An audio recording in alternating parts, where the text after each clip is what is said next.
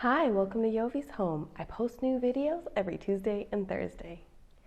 Today we are going to be doing a tag video that my friend Epic Katie, and I'm so sorry I'm not going to say your last name, Katie, because it is a Swedish last name and I don't want to offend you with my pronunciation, but Katie is a American mama living in Sweden with her Swedish husband. And she created this cool tag about language and what they speak at home, and she tagged me. So thank you so much, Katie, for tagging me in your video. So here we're just going to talk all about language and what languages my children speak, what languages I speak, what is the deal with my Dutch, what's the update on that. So if that sounds good to you, then why don't you come on in, kick off your shoes, and stay a while. I'm really glad you're here.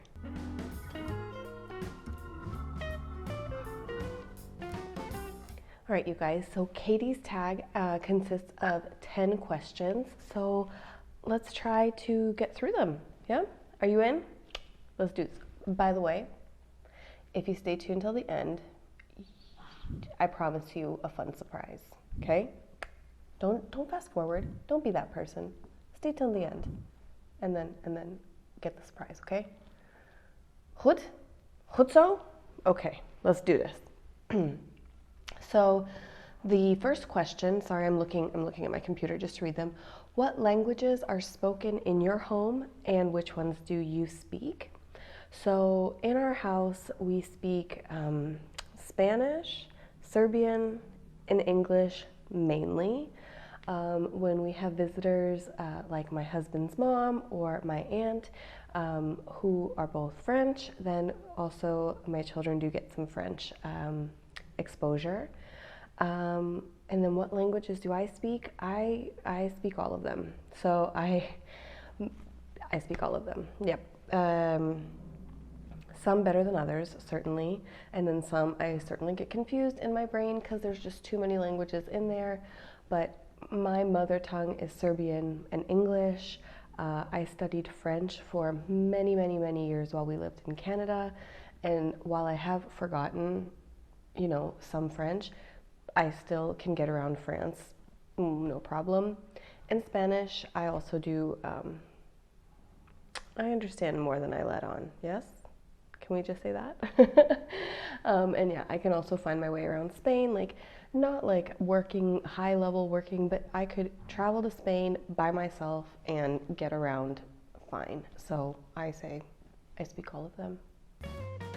Number 2, do you ever feel left out when it comes to language? And yes, I certainly do, because I live in a country where not none of those, that's not true. That is not true. Look at me. You guys are Dutch, you're a Dutch audience, and you're watching me in English, so no. But, so I live in the Netherlands, in case you are seeing this for the first time, and I don't speak Dutch, or I present that I don't speak Dutch.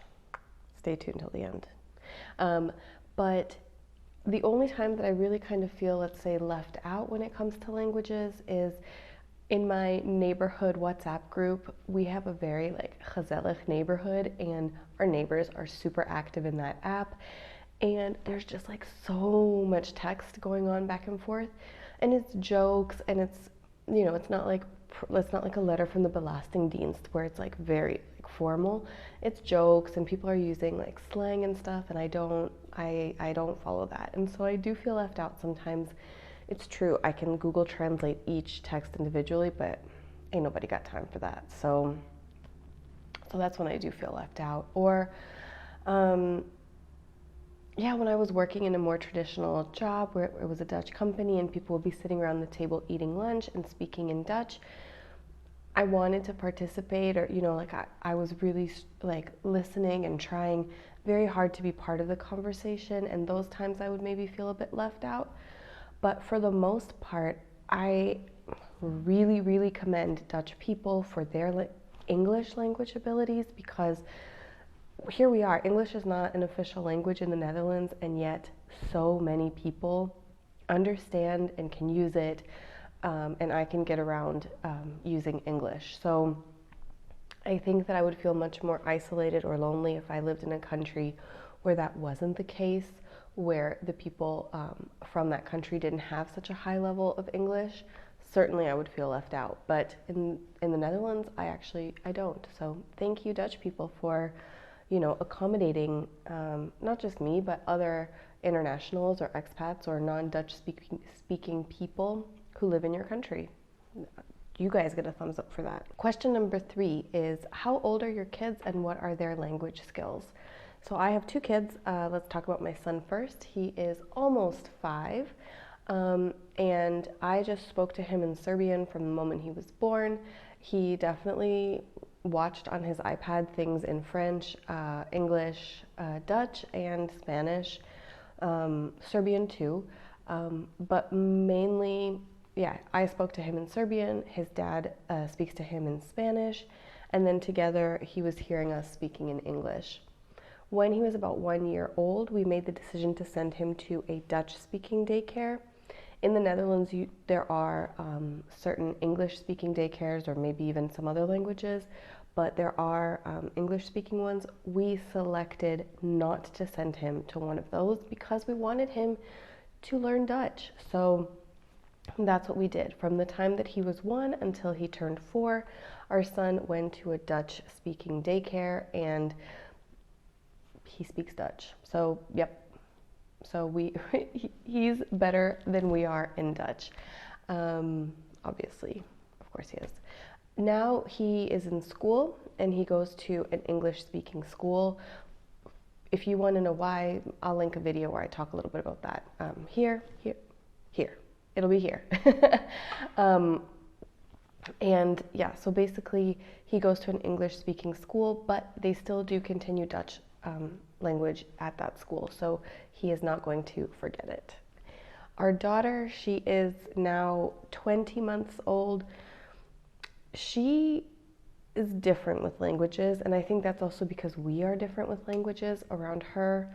With my husband, it was a little bit easier to decide like what language we speak at what time because we just had one child, and now there's another person in our house who is using language and speaking. So my daughter she is still relying more on nonverbal communication than on verbal communication. So I do see that she understands when I ask her things in Serbian. She also seems to understand when I ask her things in English, and she does respond when my husband talks to her in Spanish.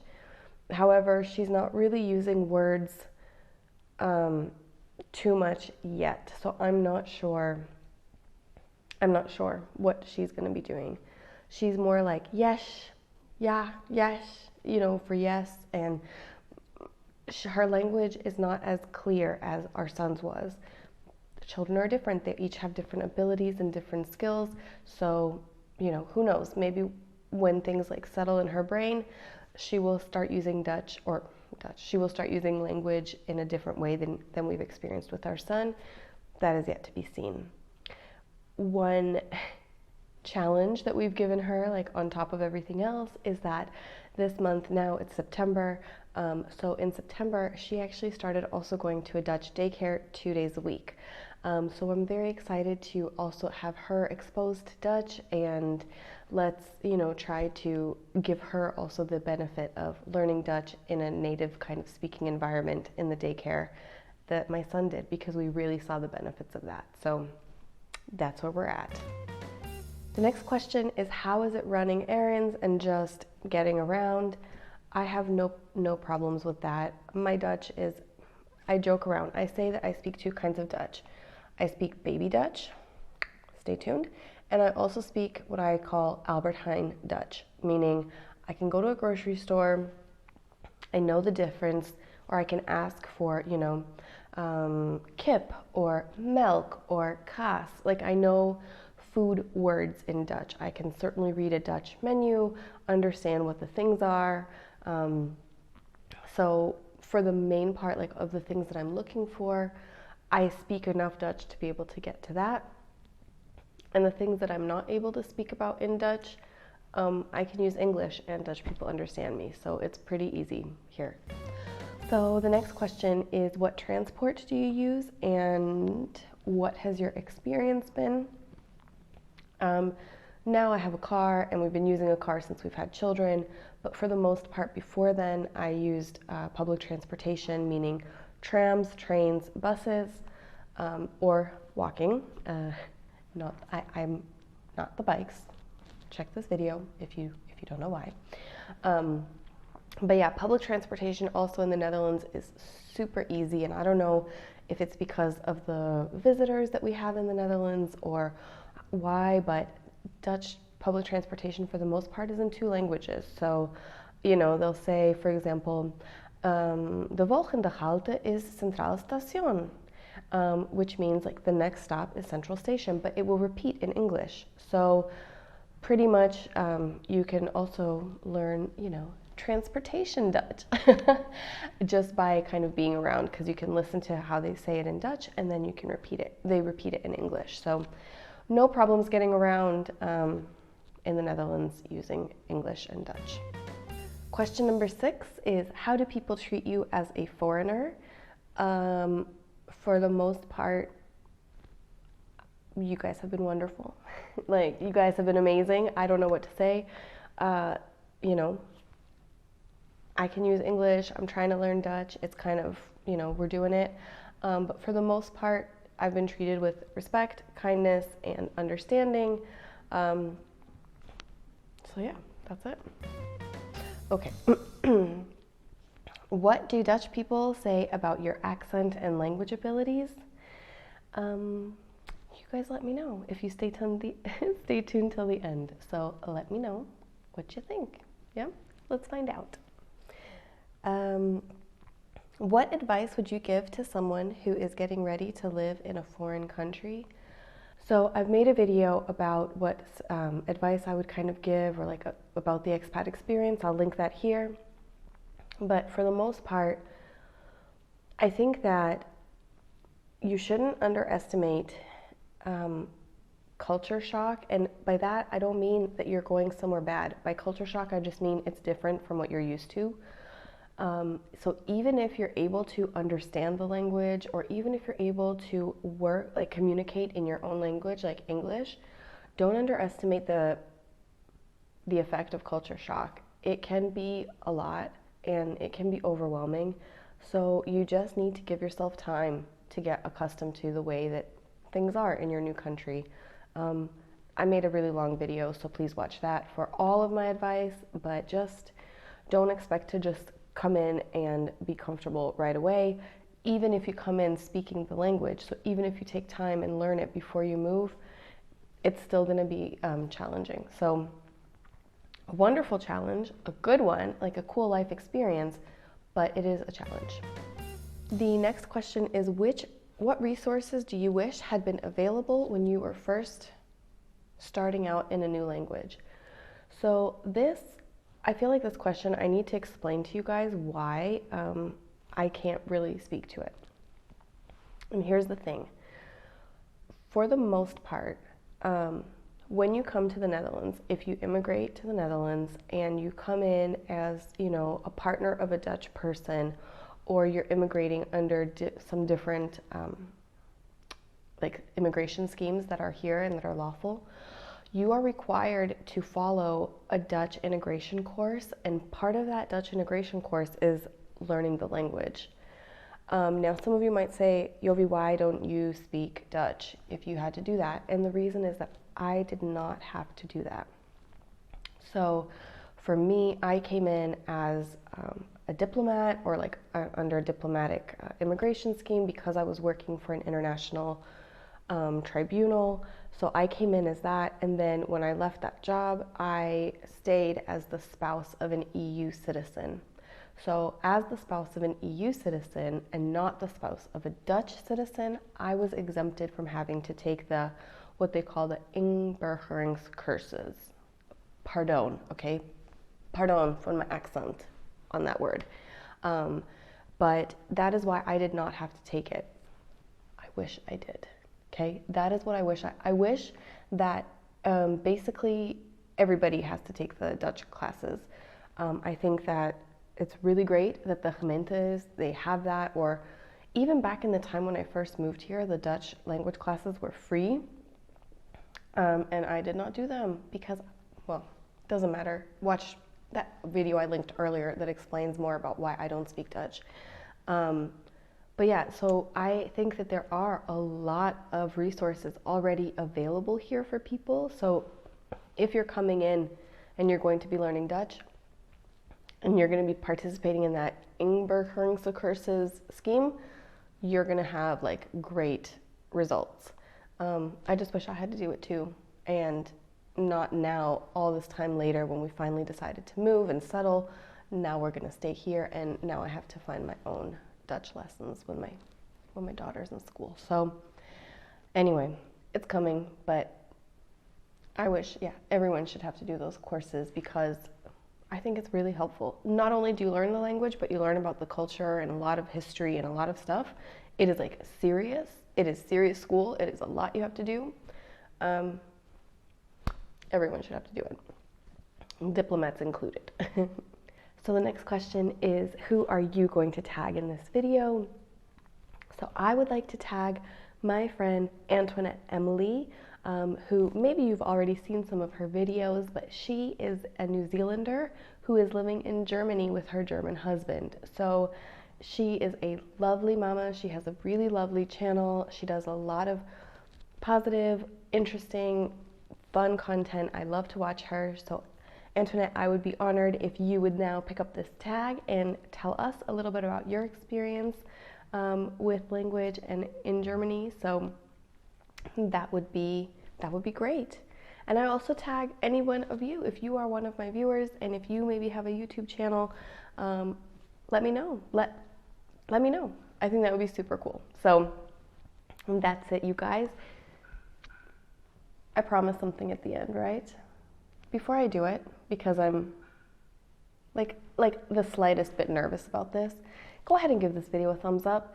Click that subscribe button if you haven't already. I want to say share this video, but I'm nervous. Share this video if you think I did a good job, okay? If you think I did a good job, then you can share this video. And yeah, click that bell if you want to be notified whenever I upload a future video, which is Tuesdays and Thursdays, 10 a.m. Yes? Cool. And now, without further ado, okay.